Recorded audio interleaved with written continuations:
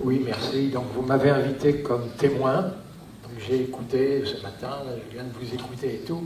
Et je vais vous dire donc quelle est mon impression. Alors, soyons clairs, ma légitimité, je ne sais pas quelle elle est, mais je ne suis pas agriculteur, je ne suis pas praticien. Je n'ai été qu'agronome, chercheur, enseignant, donneur de leçons. Voilà. Alors, ce que je retiens de ce que j'ai entendu, y compris déjà de ce matin, il a été beaucoup question de sécurité. Et j'entends derrière le thème agriculteur ouvrière qui aurait des possibilités de sécurité alimentaire. J'ai entendu parler de souveraineté aussi alimentaire. Ce sont deux termes déjà un peu différents. Mais je crois que oui, c'est juste aujourd'hui de penser que dans des conditions de la guerre en Ukraine, les aléas climatiques, la catastrophe, etc., tout le monde soit soucieux effectivement de faire en sorte que tous les peuples puissent se nourrir correctement, durablement, sans avoir à craindre de pénurie. Donc il y a quand même une question de volume de provision. Et puis derrière la sécurité, ça a été peu évoqué jusqu'à présent, mais néanmoins, derrière ce qu'on a vu là tout à l'heure et ce qui nous a été raconté, il y a la question de la sécurité sanitaire des aliments. Il y a des formes d'agriculture qui effectivement sont plus à même de nous apporter la sécurité sanitaire des aliments. Donc il y a une question de quantité et de qualité, peut-être laquelle ça a été un peu abordé, mais mériterait peut-être d'être abordé un peu davantage. Et puis il a été question aussi, entre ce matin et là cet après-midi, les générations futures, la résilience, j'entendais parler de patrimoine, il faut quand même faire en sorte que les potentialités productives de nos écosystèmes agricoles, même s'il y a des questions aujourd'hui de produire plus dans certaines régions du monde, de produire mieux dans certaines régions du monde, il ne faudrait pas que ce soit, et de toute urgence, il ne faudrait pas que ce soit au détriment des générations futures, ne pas porter atteinte à la fertilité des sols, ne pas atteinte à la biodiversité, éviter la surmortalité des pollinisateurs et ce genre de choses. Je crois que ça fait vraiment partie des enjeux quand on parle d'agriculture vivrière et réempaysannement. Alors quand j'écoute les cas concrets, y compris celui de Fabrice, Samuel par exemple, ce que j'observe, c'est que oui, il semblerait qu'il y ait des formes d'agriculture qui seraient capables de répondre à ces enjeux-là en question. Le scientifique a envie de dire, mais le mot n'était pas déjà prononcé, mais c'est moi comme ça je parle, ça répond d'une agroécologie, et d'une agroécologie scientifique, et quand je vois donc l'agroforêt dont on nous a parlé tout à l'heure, je trouve quand même, dans ce système, il n'y a peut-être pas un rayon du soleil qui tombe à terre, et cette ressource gratuite, renouvelable, durable, qui va encore durer quelques milliards d'années, ils en font un usage intensif à l'hectare. C'est génial. Et puis alors après, quand je vois que c'est des châtaignes, que je vois que c'est des noix, etc., oulala, c'est des molécules carbonées, l'énergie qu'on trouve dans notre alimentation. Et alors évidemment, moi je dis, c'est génial, quoi. Parce que le carbone de ces molécules carbonées, les glucides, les lipides de notre alimentation, ça devient du gaz carbonique de l'atmosphère. Et on m'a dit qu'il n'y avait pas de pénurie annoncée du gaz carbonique dans l'atmosphère. Évidemment, nos amis ne l'ont pas dit, mais n'empêche qu'on s'observe que c'est bien ces formes d'agriculture qui vont intercepter au mieux le gaz carbonique. La plante va prendre le gaz carbonique, prendre le carbone, ça va nous fabriquer des glucides, le glucose de la châtaigne, l'amidon de la châtaigne, des lipides, l'huile de la noix en question, et tout ça, c'est molécules carbonées.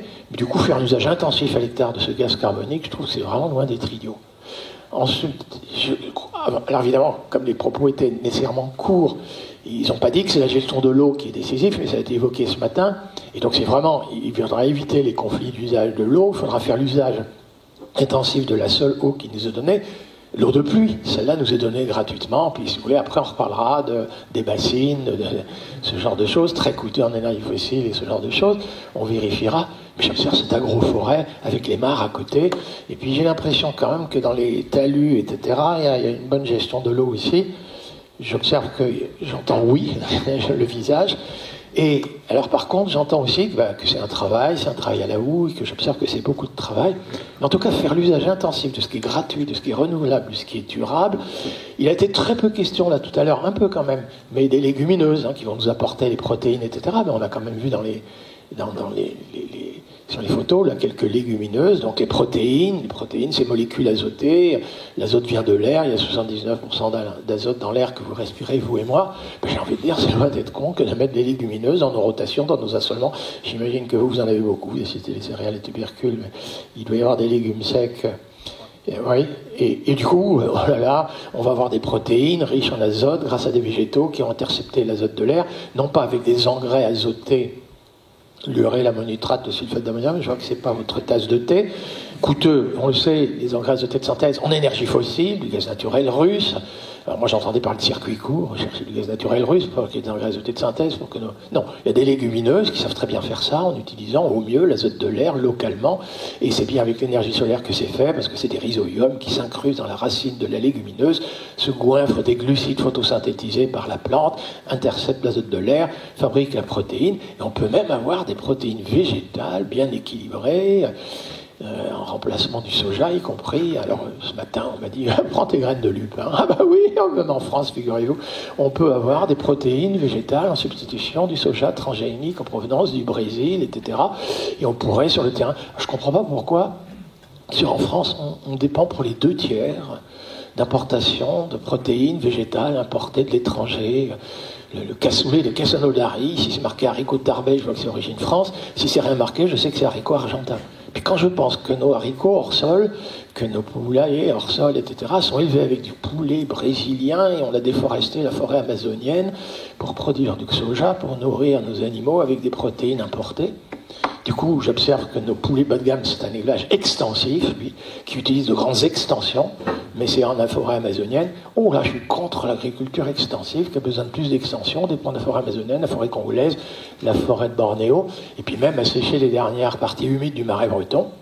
Donc moi, je pense que maintenir quelques réserves naturelles, je ne sais pas si ce serait un patrimoine, mais pratiquer une agriculture intensive chez nous, qui fait l'usage intensif de ce qui est économique. Enfin, moi, je trouve ces exemples remarquables.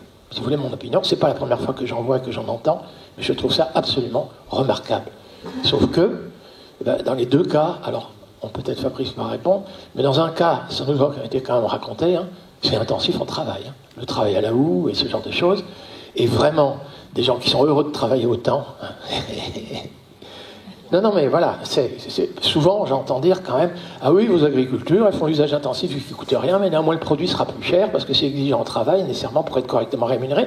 Alors la vraie question c'est, évidemment, il y a l'autosubsistance, et puis après, si on veut les villes, comment on va pouvoir nourrir? Alors il y a pléthore de nourriture à l'échelle mondiale, vous êtes au courant. La fin de la malnutrition, s'il y a des gens qui fréquentent le restaurant du cœur, c'est pas qu'on produit pas assez de blé, de lait et de viande. Et puis au Brésil aussi, si le pauvre Brésilien qui désherbait, qui a été remplacé par du désherbant, le glyphosate, se retrouve dans un bidonville au chômage, s'il a faim aujourd'hui, parce qu'il n'a pas de revenus, il est au chômage, et qu'il ne peut pas acheter le soja brésilien, c'est que nos cochons sont plus riches.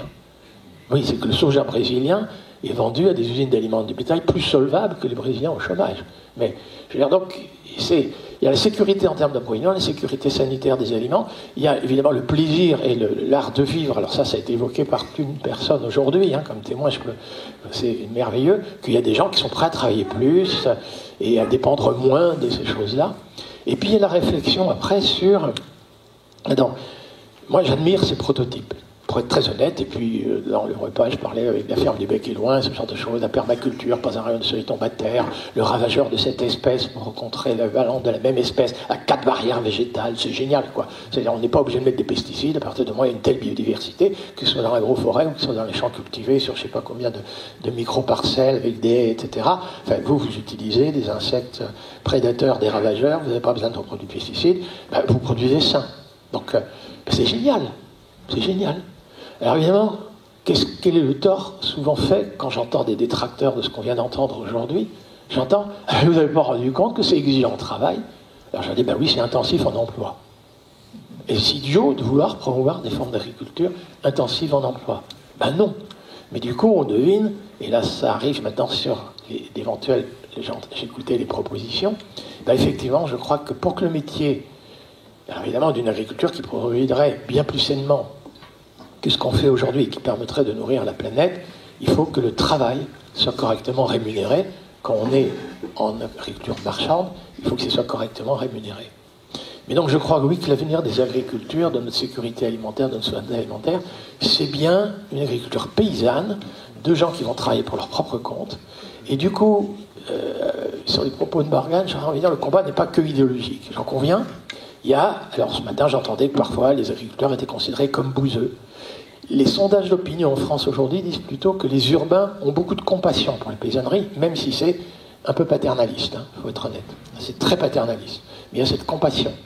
Et il y a évidemment un syndicat majoritaire, c'est pas la Confédération Paysanne et Via Campesina, qui dit on est sans arrêt stigmatisé. Et il faut résoudre effectivement ces questions. Et il y a vraiment des questions de compréhension et d'idéologie, je partage complètement. Si on veut promouvoir une agriculture paysanne, ça veut dire que parfois elle a été dépaysanée. Dans le terme réempaysannement, c'est quand même la reconnaissance qu'un grand nombre de paysanneries dans le monde est aux abois aujourd'hui. Et parce qu'elle est concurrencée par d'autres formes d'agriculture que j'appellerais de patronale ou de capitaliste. Le grand latifondière brésilien, il est peut-être notaire à Rio de Janeiro, mais dans sa ferme, dans son exploitation plutôt, eh bien, il investit que du capital argent pour maximiser le taux de profit. C'est tout le contraire de celui qui travaille pour son propre compte, est prêt à échelonner les temps de travaux, prêt à s'assurer une alimentation diversifiée, prêt à lutter contre les insectes au moindre coût. Non, celui qui investit que du capital argent pour maximiser le taux de profit en comparaison avec ce qu'on gagnerait dans l'immobilier et ailleurs, c'est la monoculture, c'est du hors-sol, c'est de l'extensif, c'est tout ce qui est ravageur, c'est les pesticides et ce genre de choses. Alors que l'agriculture paysanne, c'est au contraire elle qui va associer agriculture et élevage, qui va faire le meilleur usage du carbone. Ils vont remettre les animaux sur la paille. Le carbone de la paille et l'azote de l'urine vont fabriquer du fumier, ça fabrique de l'humus, ça fertilise le sol. Et c'est ceux qui vont éviter les fongicides. C'est des champignons mycorhiziens qui vont aller chercher les éléments minéraux en profondeur du sol. C'est hyper savant. Mais du coup, oui, ce qu'il convient pour réempaysanner la question, je crois, c'est de lutter déjà contre les formes d'agriculture capitaliste. Et ça a été dit ce matin très clairement, hein, la perspective qu'il y ait une moitié de paysans de fermes qui n'auront pas de successeurs dans les 10 ans qui viennent, et ça servira à l'agrandissement et peut-être à des sociétés capitalistes et non plus à des paysans, etc. Donc oui, dans ce que j'ai entendu là de très très important, c'est éventuellement l'accès à la formation, c'est l'accès aux compétences, ça a été dit très clairement, c'est l'accès au foncier, ça a été dit aussi très très clairement, ça va être une lutte anticapitaliste contre l'accaparement du foncier. La Révolution française et la Révolution haïtienne, c'est fabuleux comme exemple. La Révolution française, effectivement, au départ, c'était le cahier des doléances des paysans, c'est clair. Et qu'est-ce qu'on a fait ce jour-là, enfin pendant cette période-là? Eh bien, on a fait d'un bien commun la terre une propriété foncière, c'est le droit foncier napoléonien qui l'emportait, et désormais la propriété foncière est privée, il faut être riche pour y avoir accès, et les autres, écoutez, vous serez des merdiques, des merdiques, c'est pas d'idéologie là, hein, c'est vraiment vous serez que des petits. Et donc là, oui, il nous faut corriger ça. Je pense qu'aujourd'hui, il ne faut pas faire la même chose avec l'eau.